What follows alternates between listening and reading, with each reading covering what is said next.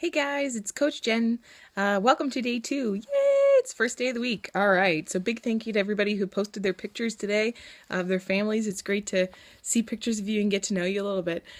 So I just wanted to remind you that there's a prize for those of you who participate, because you're going to get much more out of this group if you participate. Let me just tell you.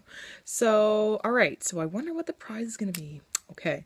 So the prize is going to be a $20 Amazon gift certificate, a gift card that you can buy anything with. You can get something for yourself, something for your kids, whatever you want. All right, so there it is. That's the prize. The cat's out of the bag.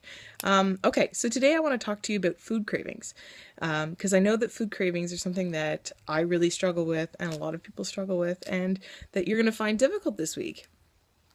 And I mean, for the girls in the group, sometimes of the month, cravings are a lot worse than other times. You know what I'm talking about? I can just picture bread and carbs and cake and stuff like that, and it's just running away from me down the road, and it's just so tangible that I can taste it. And I that's what happens to me. It's carbs for me. Some people's chocolate, for me it's carbs. So what is a craving? So this was in the post that I posted just up above this video. Craving is an intense desire to consume a particular food that is difficult to resist. So that is a craving. And it's not just about our behavior, it's about the emotional motivation behind the behavior. So it's a conditioning habit that we have developed, and it has nothing to do with hunger. You don't have to be hungry to want that food. And I mean, you guys can all understand.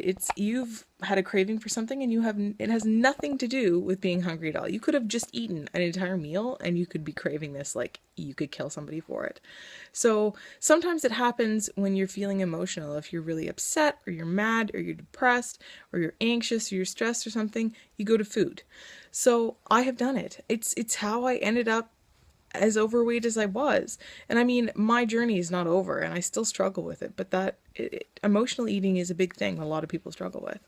So when you eat something that you like, your food produces a good feeling. And when it happens, your brain remembers, I ate this and I felt good. So it says, okay, we'll do that again because it makes you feel better. So sometimes it just creeps up on you without even realizing that it's happening. I mean, you could just be doing nothing and all of a sudden, boom, you're craving something. And our brains are designed at our raw scientific level to differentiate between two different tastes.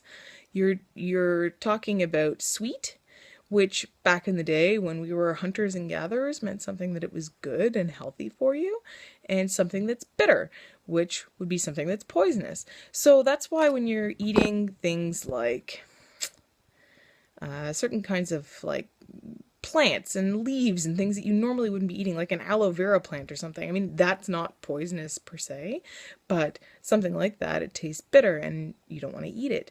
So your body, your brain starts to associate sweet things with healthy and I can eat it without dying, and bitter things that don't taste good with poison. So we're wired that way. But basically right now, so sweet foods have become safe foods. And in today's culture, sweet foods, not even in today's culture, in real life, in healthy foods, sweet would be sweet from sweetness, sugar, fat, or salty.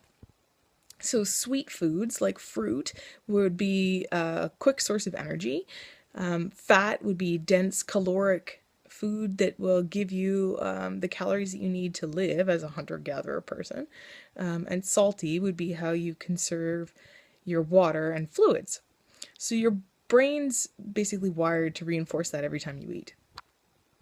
The problem is that our brains are not designed to tell you whether something is healthy or delicious. Those are something that your brain can't figure it out.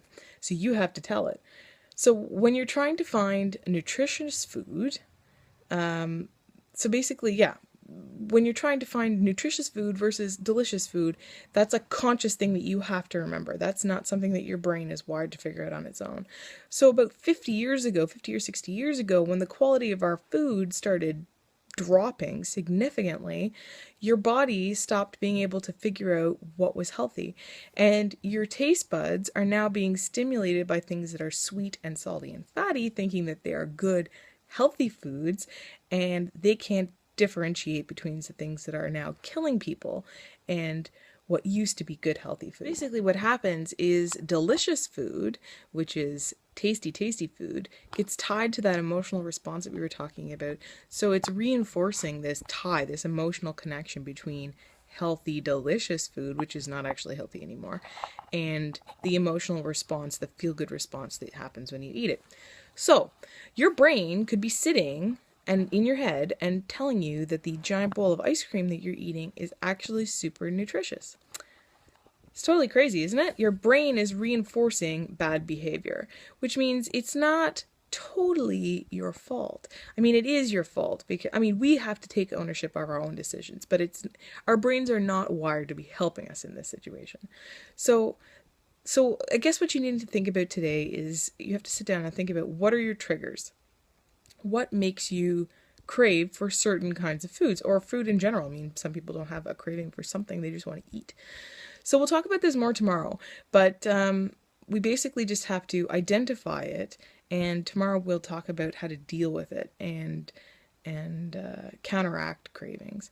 So just to be prepared, if you have not been eating super clean right now, then your body is going to go through kind of a withdrawal process because a lot of our food has a lot of sugar in it. So if you're not eating sugar, then your body will go through withdrawal.